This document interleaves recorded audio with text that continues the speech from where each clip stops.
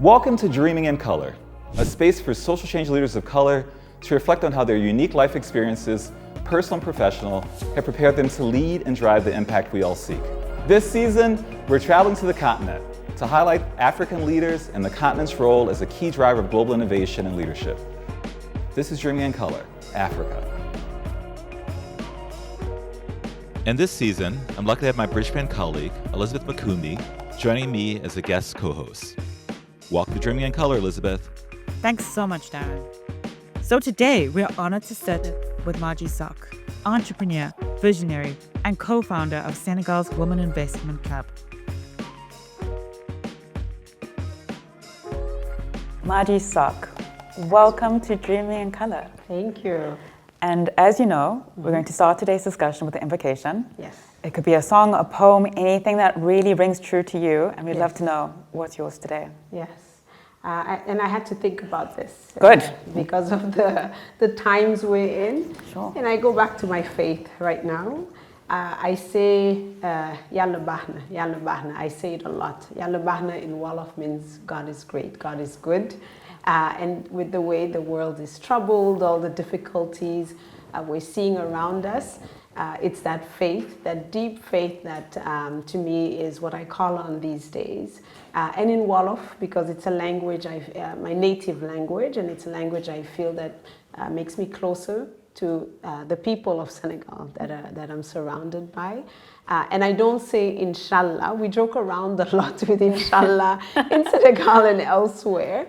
Inshallah means God willing. Yes. Saying it with a lot more seriousness. When I say inshallah is, God willing. Yes. So to me, faith, or others, it's a higher being, whatever it may be. But that's what I call on these days. And that's a perfect tone to start our conversation today. Wonderful. Great. So, Madji, we're going to start today with a bit of your personal background. Mm-hmm. So we understand you moved from the US with your family at the age of 4 and spent your formative years growing up there. Mm-hmm. But even while growing up in the US, it still sounds like your connection to the community in Senegal remains strong and true. Mm-hmm. Mm-hmm. So were there certain family traditions, values, or lessons that were passed down that help you stay rooted in Senegalese identity while growing up abroad? Yeah. So first I'll start by saying I'm a mom, of Babakar, who's 3. I'm the daughter of Boubacar Sock and Aminata Sam, so Senegalese parents. Their names say it all. And to me that's important. My name is Madjigéen, actually, or Ndeye Madjigéen. That's my full name. Jigéen means woman, mother, sister in Wolof, and Ma comes from Sama, which is my. So I think, maybe without even realizing it, by selecting that name for me, my dad sent a message around being a woman and playing that role fully. So I very much believe in women's causes. I want to promote what women are doing. I think women are such a strong pillar in Senegal and beyond. So how do we make sure that women are heard and can engage in the right way and bring about their support, their contributions to all the development journey. So you'll hear throughout my story how that comes to play. So that's who I am. My parents, we grew up outside of Senegal. And indeed, we left when I was 4. And they always spoke Wolof to us at home. We had Senegalese meals every day. Oh, I love that. We listened to Senegalese music. So to my parents, it was very important that we know where we're from. And I think maybe when you grow up outside of your country of birth, or your parents have to leave the country where you're from, they will make extra efforts. They will go further to make sure that you know where you come from. So I think, those were all things that were really important to them. I grew up listening. I know every Youssou N'Dour song, despite not being in Senegal. I can make a mean Ceebu despite not having learned to do that in Senegal. And today it shows up, for example, in the coffee shop I have and other places where I want to share those kinds of traditions that I grew up with. But also my father used to work for UNICEF So a strong believer in women's and girls' causes. So that was always a topic of conversation at the dinner table, and one of also debate. Again, I speak a lot about my father. He influenced me quite a bit. My father was also radio. He worked in radio before we moved in Senegal, and he used to run a show called Diso, where he would engage with agriculture, with smallholder farmers and with fishermen, etc. So, and very connected to Senegal, its history, its people. So also being from the journalist and from that world, debate and conversation was always encouraged, which is not usual or necessarily in Senegalese society. So I think that also that kind of upbringing and those kinds of tradition of openness, of you're a woman, but you still need to do your part. You're still very important into this world. You need to show up. Were things that I grew up with and that have shaped me tremendously throughout the years. I mean, one of the things that I just deeply connected with was I'm half Kenyan, half Ugandan, but I was born in Zimbabwe, grew up in South Africa. Wow. So my parents had that job too, which was to make sure that I stayed connected to the roots. Yes. They struggled a bit more in terms of they had different languages and there was just a bit more contrasting journey in terms of how they were going to bring these two different cultures back into our home. Yeah. But they tried their best. Yes. And one of the things that always landed with me was just making sure that when I do go back to these countries, there's something that I can give back. Yes. And that was my spark. Yes. And that leads us to our next question, which is, growing up, were there any moments or conversations that sparked your sense of responsibility to contribute to Senegal or the continent as a whole? Yes. So I'm a firstborn. I think anyone from Senegal understands, or I think even Africa more broadly, the role that's bestowed upon a firstborn in an African family, how you have to be a model for the younger ones coming after you, how you have to care, etc. So almost what you, that's the role of a role model. And I've struggled with it a bit sometimes, where what you want to do and some of the things you'd like to try out as a younger person don't always fit that expectation. You know, it's career choices, it's educational choices. I think if if people had let me be, I would probably do something a lot more artistic. That's probably why I work in consulting. Oh, stop! Well, this is a mirror. That's wonderful.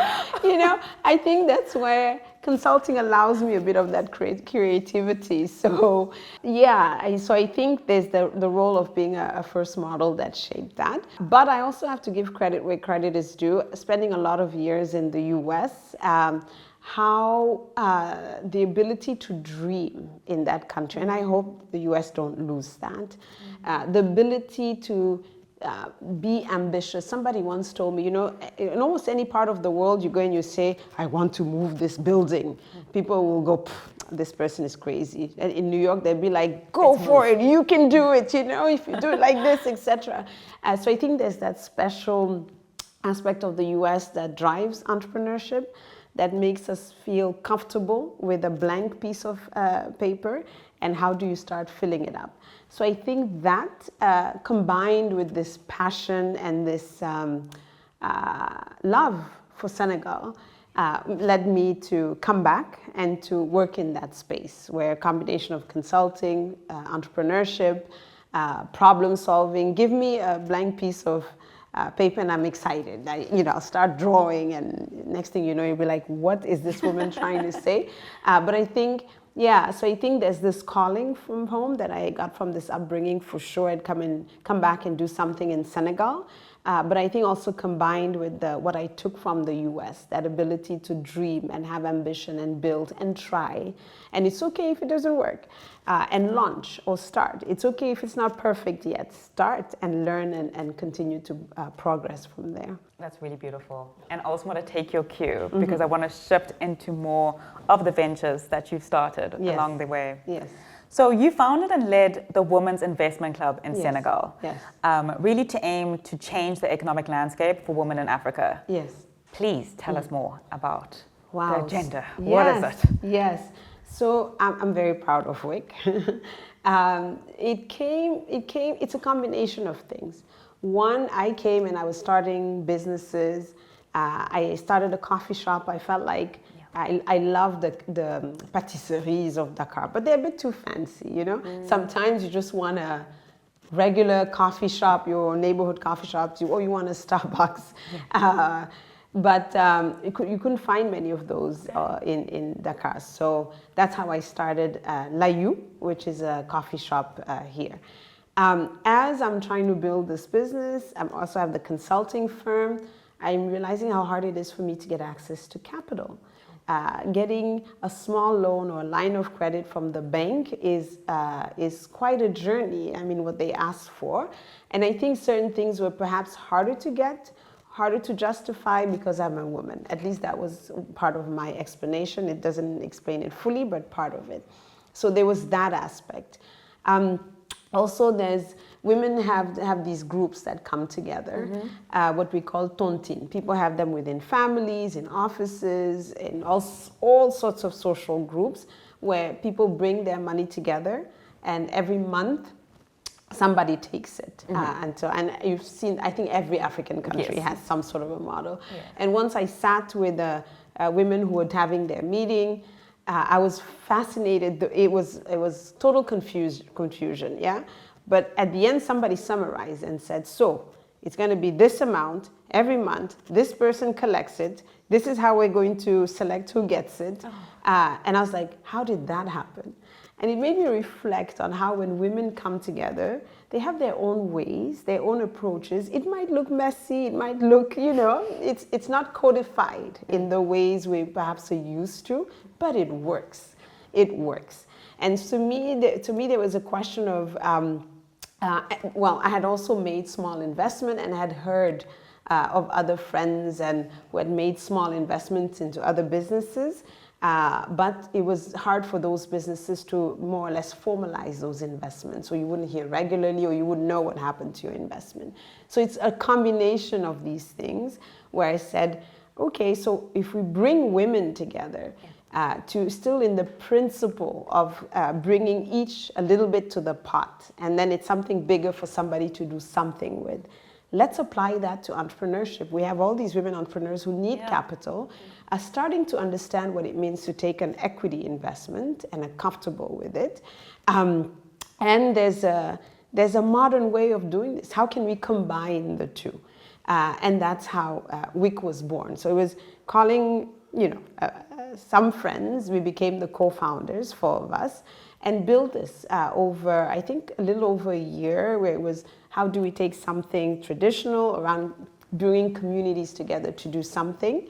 How do you bring that with the legal framework? You know, because it is money.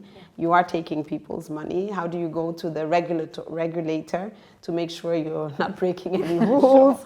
And that's how WIC is born. And today it has invested about $5 million US. Wow. And two of the WIC members are in the process of raising another fund for $25 million.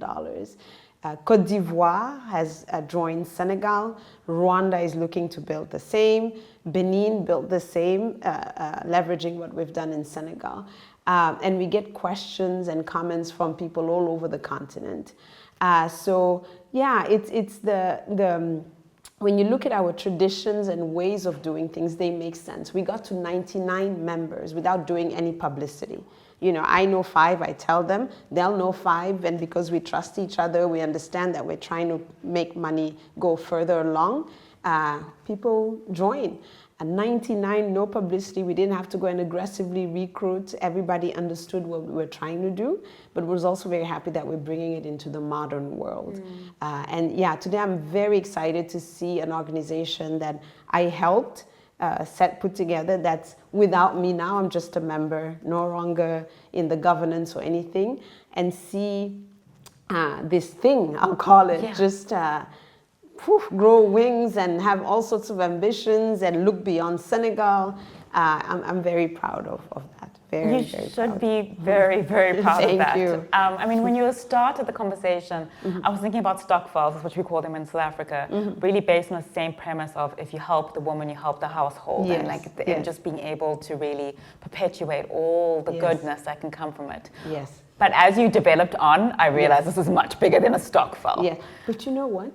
I don't know if you know Wendy Luhabe from South Africa. No. She co-founded Whiphold in South Africa. Okay.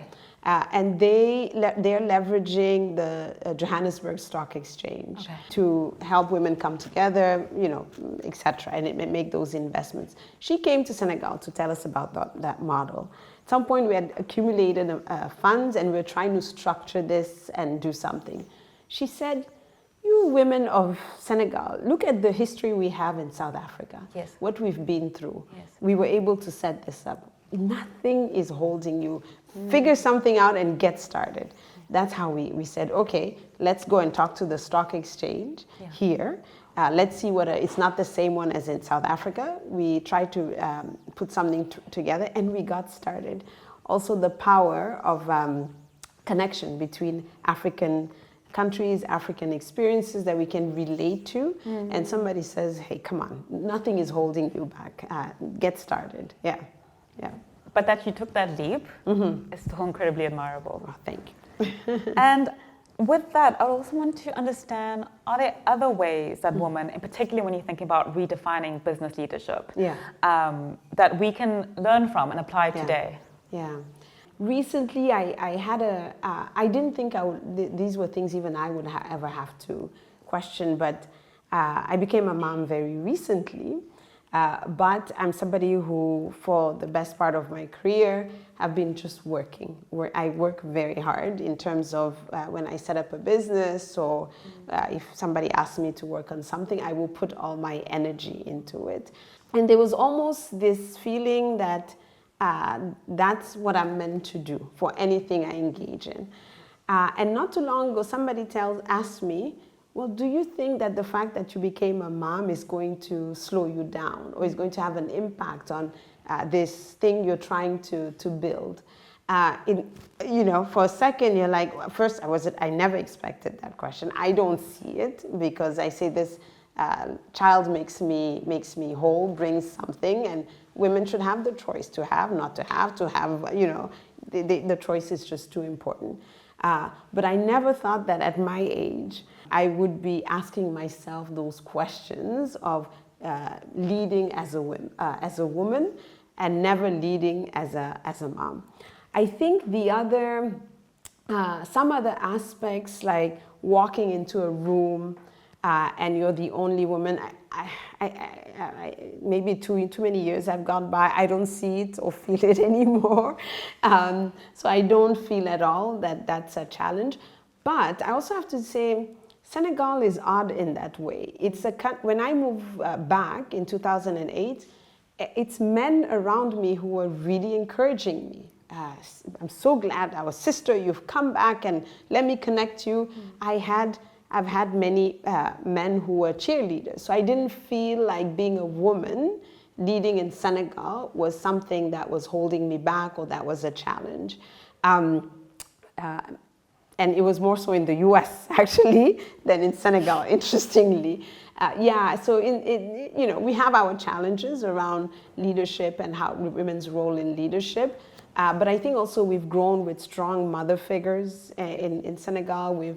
Traditionally, women, make a lot of the decisions in the background, know how to do it so that nobody else or men don't feel so hurt or they're not in the right position. So I think a lot of men in Senegal don't necessarily feel threatened by a woman leader.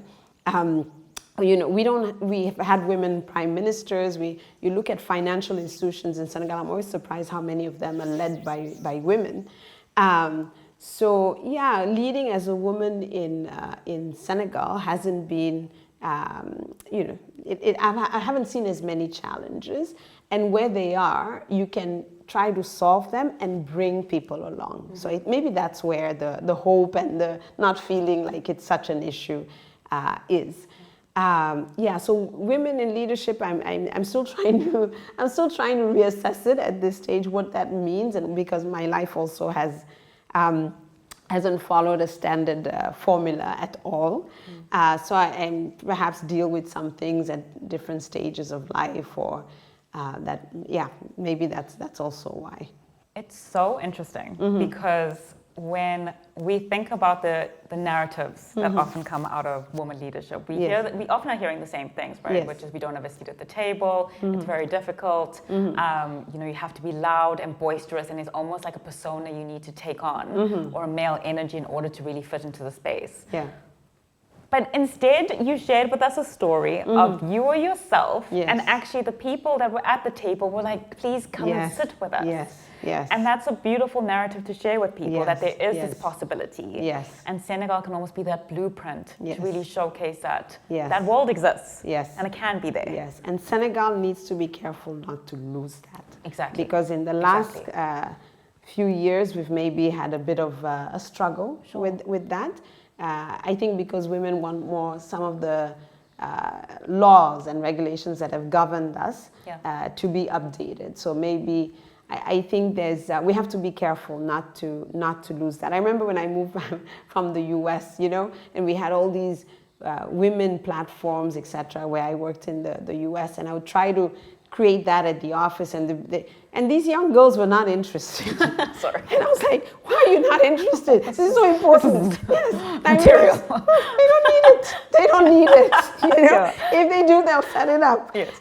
So there were these lessons around, where we think women's leadership is an issue. It might not be, or it might not be where we think the issues are. So it's interesting. People tell me also maybe I live in Dakar. I engage with people who have a certain view of the world and life, etc. Maybe are more open. I don't know. But when I observe, I do think women's leadership is present, is real, and is and Senegalese women will go and speak for themselves anyway. In certain groups. So when people feel like things are going too far, they will step up and make themselves heard. Like, we're not going there. Yeah. But so I just want to, as you said, you're having difficulty with it, but just in case you have a solution for it, how do we make sure that we are perpetuating this, that we keep making sure that future generations understand the absolute power it has to just kind of maintain what you just said? Yes. I think it's just being themselves. I admire that in the younger generations today, men and women. I look at our young people, and they are who they are. They don't try to be. No, they are who else. They are. I don't know if it's social media that has led people to not feel as intimidated by what's coming out of from the outside. Yeah. I don't know if it's. I tell sometimes, I don't know if it's COVID, where we're like, oh, everybody struggled with this. So, maybe there's some things we need to stand on. Yes. That happened, Yes. So I admire that in young people. So to me, it's just be authentic. Be yourself. And the pride of who you are, the shoulders you're standing on, the history, the traditions that you come with, it's precious. And it's been maintained by people intentionally over many years. People like my father or my parents. So take that and stand on it. Stand on it very, very strongly with a lot of authenticity. And I do think young people today, they show up in that way. I'm trying to find the English word. In French, we say complex, but they have zero of that. They are who they are. Yes. Yeah, so just keeping that is and continuing to nurture and grow, that is important. That is perfect, because I work with a lot of young people, and I often just look across the room and just the audacity, but the beautiful audacity to be who you want to be. Yes, I like that beautiful audacity. It's admirable to say the very, very least. Yes. And when I look back, I thought I was that. And then you meet the next generation, you're like, oh no, actually, Another level. there is another level to this. Yes. So you've spoken about the importance of building an ecosystem that really enables African entrepreneurs to thrive. What does that enabling environment truly look like for African founders? And what's still in the way? Or possibly what are the different opportunities that still exist that we can capture? Yeah, so I think it's a very timely question for us. As a venture studio, we build companies. So we have a portfolio of 12. We know how to go from 0 to 1. We know how you go from not having anything to having a company that's actually functioning. The big question for us at the moment is how do you go from 1 to 10? So how do you have a company that's growing to become a champion that's here to stay? We are identifying areas that we need to think about and focus more on from this 1 to 10. That includes governance, access to finance, operational excellency or excellence, and research and development. That's another one that we tend to not focus on a lot and particularly I say in Francophone Africa. So the question is how do you integrate those things in a company that exists, but how do you do it in an authentic way? How do we make sure that for example, a governance structure reflects the way we govern or the way we engage to do business? It's different. I don't know what it is, but in the same way for the Women's Investment Club, we go from a tontine concept of women coming together to building an investment vehicle for women. Same for governance. How do we think about governance à l'Africaine? How do we think, what does operational excellence truly mean to us in a way that's reasonable? Where we're not going crazy over every single detail because our ecosystems are still growing. There are things we'd love to have and see, but there's a few more years of work. But it doesn't mean we can't already start dreaming, having the ambition and integrating and building the models that are right for us. To me, when I look at the entrepreneurial ecosystem, I say Senegal has done such a beautiful job in becoming, we were not on the map. When we used to look at investments in Africa, the startup ecosystem, it was South Africa, Kenya, Nigeria, Egypt, and then sometimes you would see Ghana appear. And now Senegal is always on that map. And we saw how that was being built. We saw how it happened. And now engaging in entrepreneurship is something that's understood, that's respected in a formal way. And I'm not talking about trade, I'm talking about entrepreneurship. So beautiful job there. Now I think the question is how do we go from 1 to 10? And that's where, in my view, African entrepreneurs need to build models, operational models. So not necessarily the product service that we're good at, but how do you sustain it? How do you grow it? How do you expand it to other countries? This is where we have to start thinking about what the entrepreneurial ecosystem wants. And I think this is even when we can bring policymakers to decide in the right way what is going to increase trade between African countries, what is going to increase innovation, the whole talk about artificial intelligence, what does it even mean to us? So I think there's keeping to the theme of remaining authentic. I think we have to think about authenticity in all of those aspects. Yeah. Madji, you said governance and you took me back in time. I'm a lawyer by training and I spent a lot of my formative years registering companies, helping them to comply by having 3 directors that meet every quarter and they have their notices and everything set up and minutes filed. But just listening to you speak, I also remember finding that quite redundant. And you're right, there is a model that can be explored there. Right. That we can push past that boundary of let's just follow the regulatory law, but actually think about what can help our companies to grow and expand and really become more Africa-centric. But I do recognize that's got to take time, money, and that's not one person, that's a community being able to do that. Yeah. And so, Madji, for your last question. And this is going to be very up in the air, so wherever it takes you, please let's see where you land. But maybe you could share something that you've seen in Senegal or elsewhere that gives you real hope of the possibility that exists on this continent. Wow.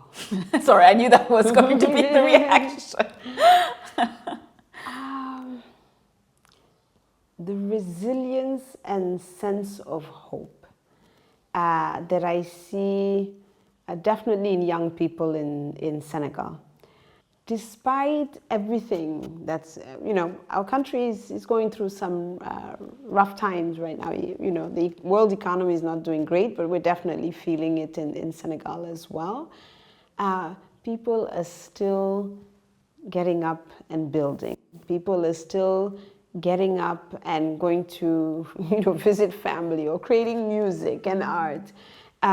So that hope that things will get better is something that gives me energy. These days I think a lot again about legacy. It's almost, I need to start preparing to pass the baton.